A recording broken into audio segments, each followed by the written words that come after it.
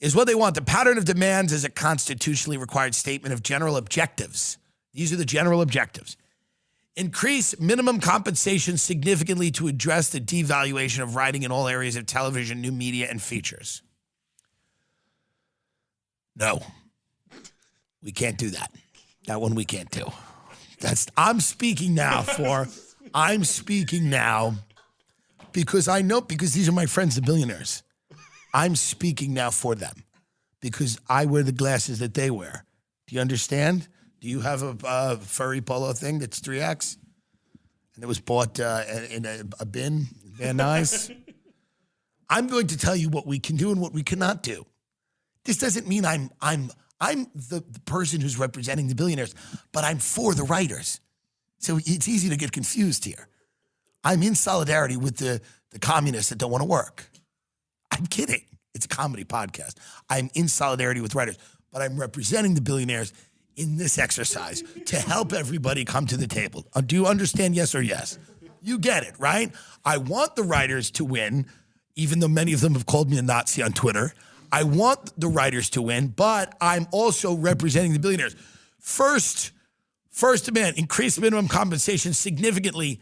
That is not going to happen. I understand why you would want that. We are not going to do that.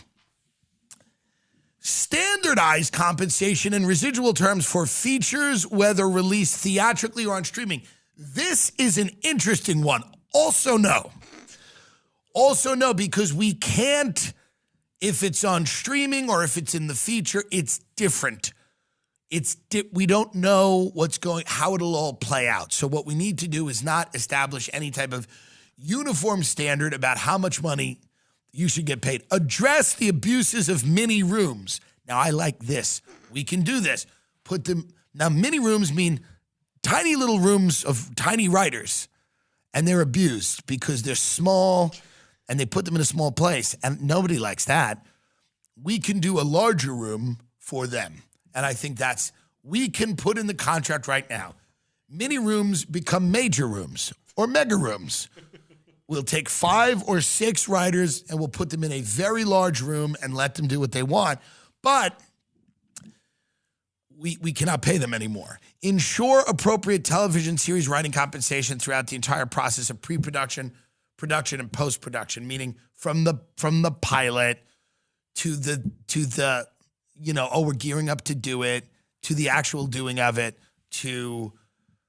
So it's kind of like when you think about abortion with the chart and you go, 15 weeks and this and that. And, post-production is like late-term abortion. Here's what I think about this. I think we can ensure appropriate television series writing compensation throughout the entire process.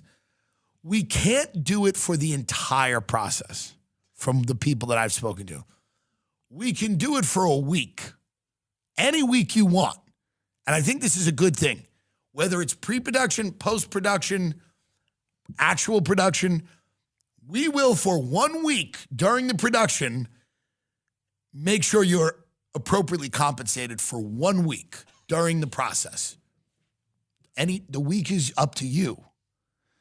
But if it takes 17 weeks or something to get something happening, we can't 1 week, we'll do it. Expand span protections to cover all television writers. I don't know what that is, so we're not doing it. Apply MBA minimums to comedy variety programs made for new media, like should a show on Snapchat about 2 people that are dating despite one of them not having a face, because they're on Snapchat. You've seen these shows where the person's face caves in, but they have a wife and they're in India. I think that's what this is talking about. I don't know.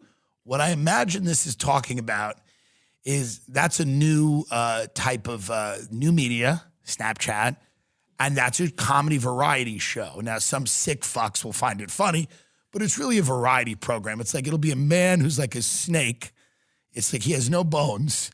And he's a snake with a head, but he has a kind of a regular-looking wife. She ain't great, But those are the shows on Snapchat. One of them is called Born Different. And it's like somebody who's just goes, I don't have a nervous system, but I'm here and this is my wife. And they're saying, should people get paid to write those? I don't know. But maybe. I kind of enjoy them sometimes. So maybe we'll give them money for that. Increase residuals for undercompensated reuse markets. Like when it's, the thing is, we're going to use it again. No. Pension plan and health fund. Increase contributions to pension plan and health fund. Here's the thing.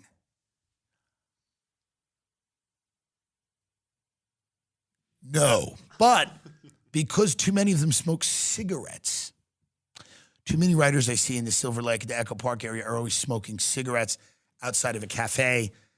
I don't think we can increase the contributions to the health plan. For feature contracts, okay, some of this is boring. We got to do something here where we're like, we're not getting rid of Chat GPT. You're not getting rid of AI. Like a lot of people are going, we want no AI. That's what they want, right? No AI. That's not realistic. We can do no people from the Netherlands, like no Dutch people in a writer's room. We can exclude races of people much easier than we can exclude artificial intelligence because that's the new game in town. But we could say like no Eastern Europeans because they creep everyone out. That's fair. Let's negotiate along those terms. Now, what are the top shows on TV right now? This is how we're going to make this decision because SAG is going to strike, the union I'm a member of. I'm the Screen Actors Guild. I'm an actor on the screen, like unlike many of you.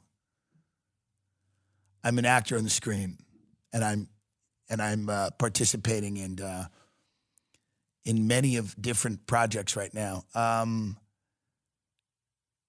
So I don't know. I'm just saying, I'm looking at these shows. And this is that beef with Ali Wong. She's done well, huh? Mm-hmm.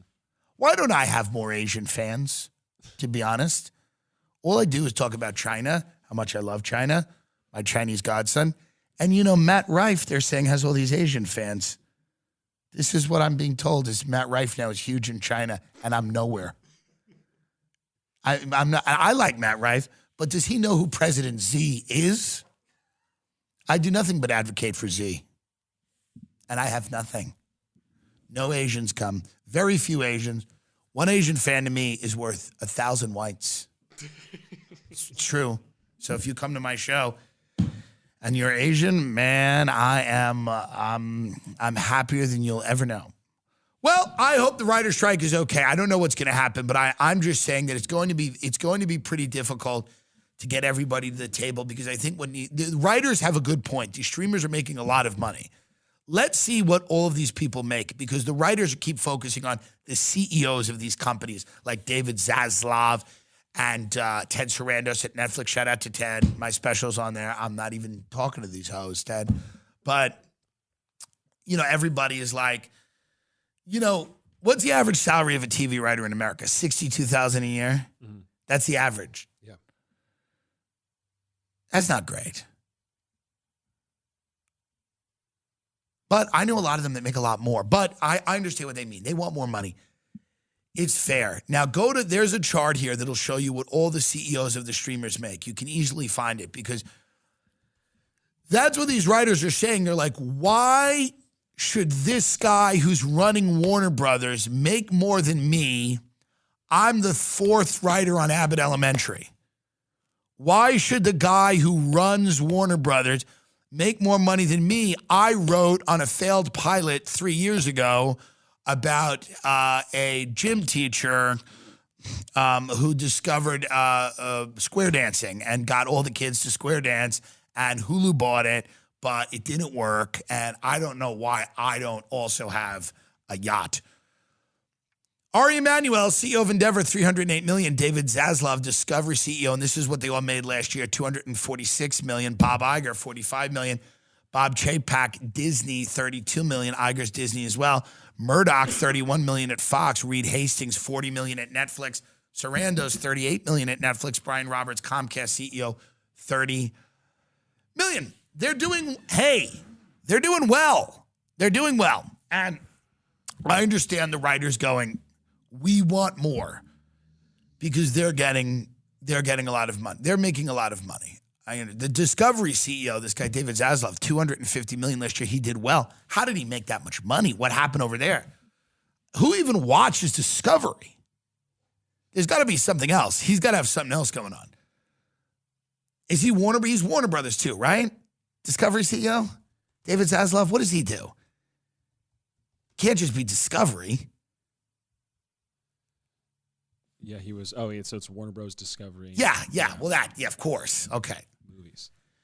He's the CEO of Warner Brothers, and all these writers are mad, and I get it. And Adam Conover's going, why does he have the money and I don't? I did the show where I talk about people's water.